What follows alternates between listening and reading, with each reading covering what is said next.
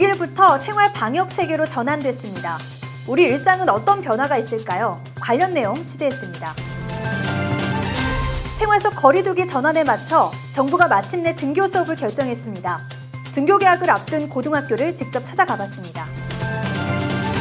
경남도와 창원시, 거제시가 진해반권 통합 관광벨트 구축을 위해 손을 잡고 지역경제 활성화에 힘을 모으기로 했습니다. 시청자 여러분 안녕하십니까? 5월 8일 채널 E뉴스 시작합니다.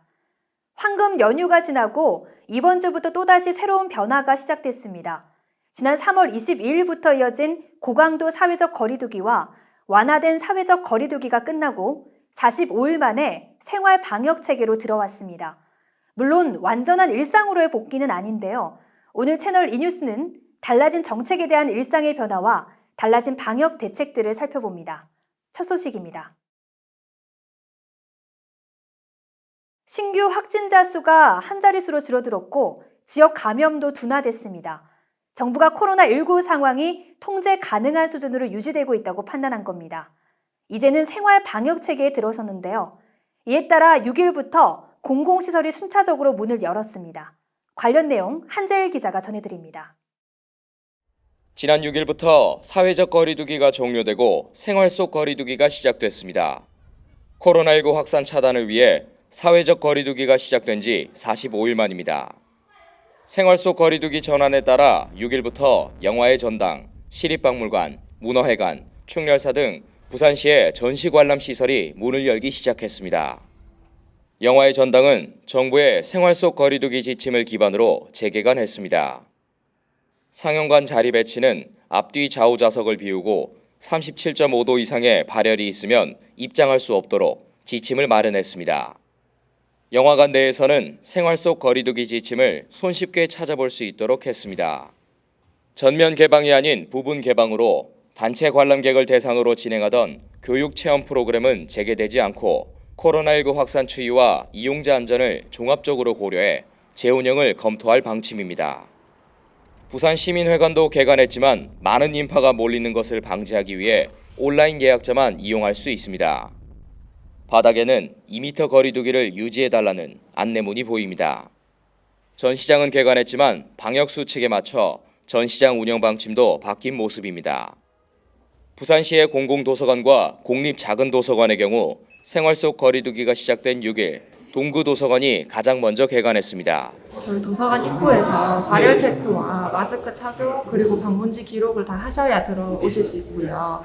안에 들어오셔서도 저희가 부분적으로 개관을 한 거기 때문에 책을 빨리 고르시고 머물러서 이제 앉는 거는 저희가 지향하고 있어서 바로 대출하셔야 됩니다.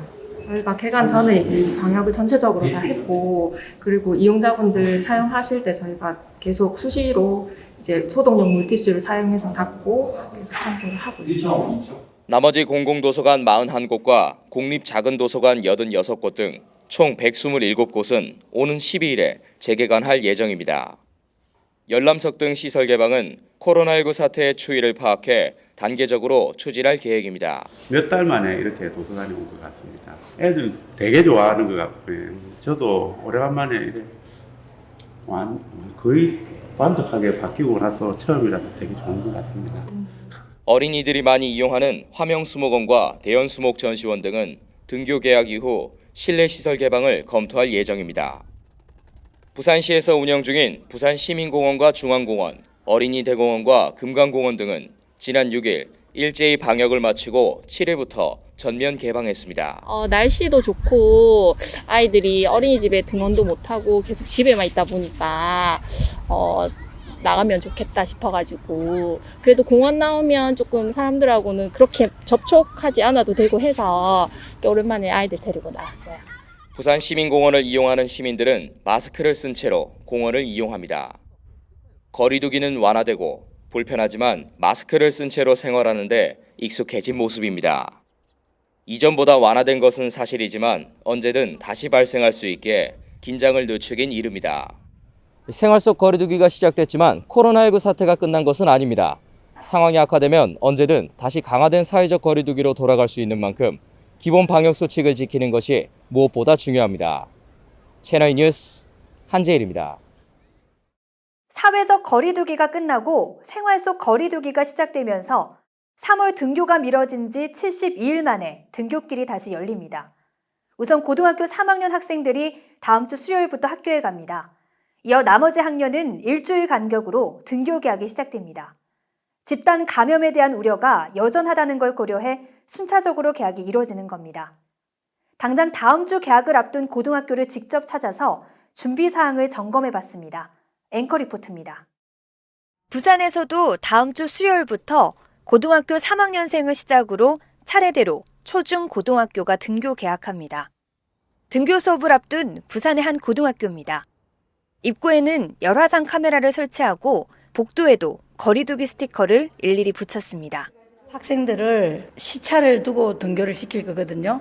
이제 3학년, 2학년, 1학년 이런 식으로 학교에 들어오는 모든 분들은 이 통로를 통해서 통과하게 될 거고, 이 자리에 서면 열화상 카메라 딱 통과하고, 그거는 이제 보건실에서 일단 다시 이렇게 계속 두 번 다 이렇게 나오면 이제는 집으로 일시적 관찰실로 일단 데리고 가서 대기하고 그다음에 학부모님께 연락 드려가지고 집으로 귀가하도록 할 계획입니다.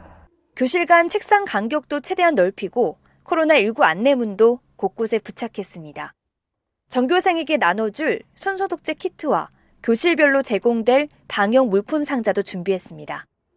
급식실 입구에서는 한 번 더 체온을 측정합니다. 식사 중 대화를 막기 위한 가림막을 설치했고 학생들은 지그재그로 앉아서 식사합니다. 교육부는 교내에서 확진자가 나올 경우 해당 학교의 모든 학생과 교직원을 자가 격리하겠다는 방침입니다. 또 등교 수업은 다시 원격으로 전환되고 의심 증상을 보이는 학생과 교직원에 대한 조치가 이어집니다. 부산시 교육청은 등교 개학을 앞두고 감염 예방 매뉴얼을 마련했습니다.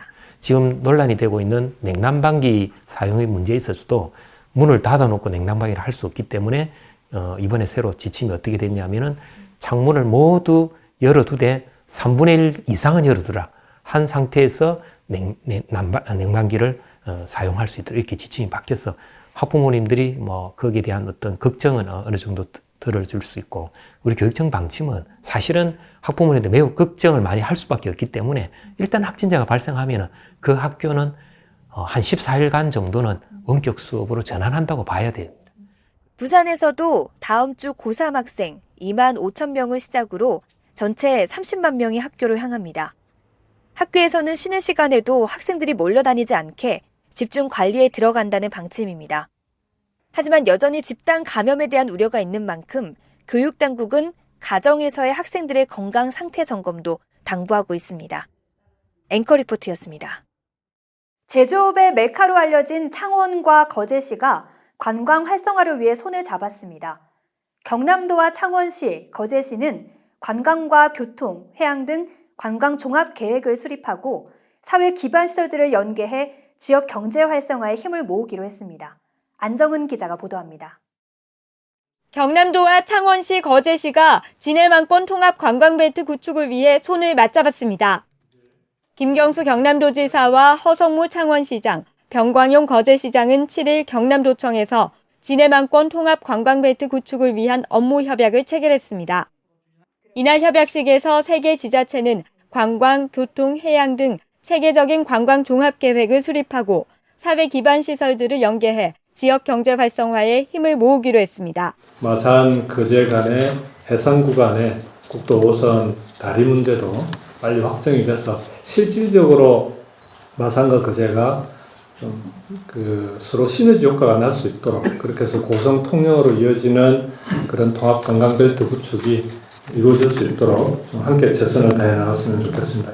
이번 협약에는 문화관광사업 협업을 통한 관광 활성화로 지역 발전 추진, 지역 간 상호 교류 활성화와 국도 5호선 해상 구간의 조속한 착수 등 교통 인프라 개선 공동 노력, 진해만권 통합 관광벨트 구축을 통한 특화된 고품격 관광단지 조성, 관광단지와 지역 상권을 연결하는 통합관광체계 구축, 통합관광벨트 조성에 필요한 민간 투자 사업 실현 방안 등의 내용이 담겼습니다. 창원과 거제는 산업위기 대응 특별지역이자 고용위기지역으로 지정된 곳입니다. 경남도는 두 지역의 어려움 극복과 신성장 동력 확보 등을 위해 이들 지역을 하나의 교통, 관광, 생활권으로 연결하는 진해만권 통합관광벨트 구축 모델을 전략 프로젝트 형태로 제시하고 지속적인 협의를 해왔습니다. 이번 체결은 그동안 수차례 진행된 협의와 지역경제 활성화를 위한 공감대 속에 이뤄진 것입니다. 관광산업 분야를 중심으로 하는 일을 함께 추진할 수 있게 돼서 정말 기쁘고요. 아마 우리 도민들도 시민들도 다 좋은 반가운 소식일 거라고 생각을 합니다.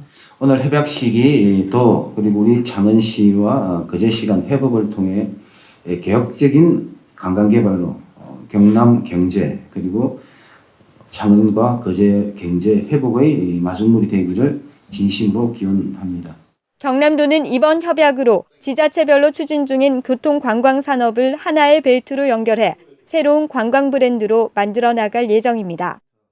이를 지원하기 위해 교통관광 인프라 확충과 개선 방안도 마련하기로 했습니다.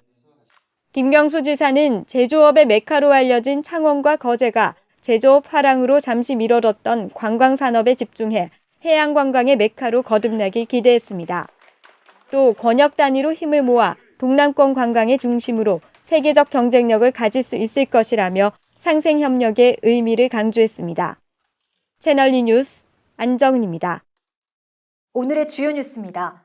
변성환 부산시장 권한대행과 7대 종교단체 대표들이 어제 오전 부산시청에서 간담회를 가졌습니다. 간담회에 참여한 7대 종교단체는 불교, 기독교, 천주교, 원불교, 천도교, 유교, 부산종교인 평화회입니다. 이번 간담회에서는 그간의 사회적 거리두기 시행에 따른 종교계의 적극적인 협조에 대한 감사와 생활 속 거리두기에 대한 협조, 코로나19 이후에 여러 경제 사회적 시정 운영에 대한 이야기가 오갔습니다. 종교계 대표들은 시정 여건이 어려운 상황이지만 시장 권한 대행을 중심으로 동남권 관문공항 건설 등 지역 현안들을 차질 없이 추진해 줄 것을 요청했습니다. 또 생활 속 거리두기에도 적극 동참할 것을 약속했습니다. 변 권한 대행은 종교계에 지치고 힘든 시민의 몸과 마음을 잘 어루만져 주길 당부하며 포스트 코로나 시대를 대비해 종교계의 제안을 시정에 충실히 반영할 뜻을 밝혔습니다. 울산시가 불법 체류 외국인에 대한 코로나19 감염 예방을 위해 포용적 방역 대책 마련에 나섰습니다.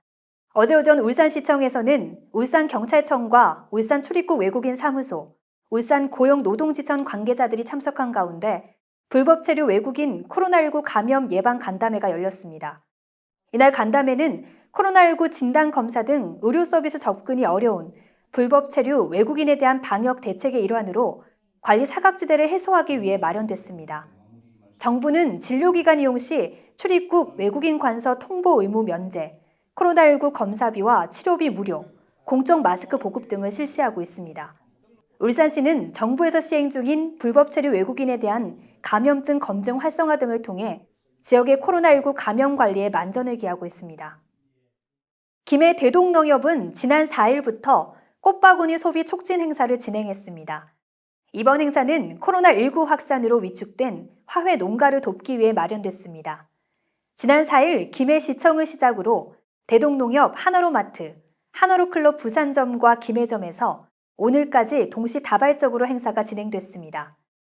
이번 행사는 김해시 대동면 화훼 농가를 대상으로 다양한 종류의 꽃을 구입한 뒤 농가주부 모임에서 꽃바구니를 제작하고 최종적으로 대동농협에서 판매 지원하는 방식으로 운영됐습니다.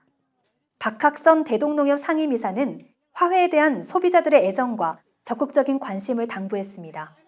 대동농협은 지난달 16일부터 29일까지 농림축산식품부와 함께 경남도 전체 사회복지시설에 꽃바구니를 무상 지원하기도 했습니다.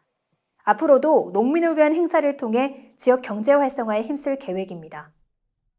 진주시 여성자원봉사대가 어버이날을 맞아서 홀로 사는 어르신들을 찾아가 온정을 전달하며 이웃사랑을 몸소 실천했습니다. 이번 행사는 부양 의무자가 없고 가족 간 왕래가 없는 독거노인 300세대에 봉사자가 직접 방문해서 어르신들의 안부를 묻고 카네이션과 위문품을 전달하는 것으로 어버이날을 기념했습니다. 일부 가정을 함께 방문한 조교의 진주시장은 의미 있는 봉사를 지속해오고 있는 여성자원봉사대에 감사함을 표했습니다.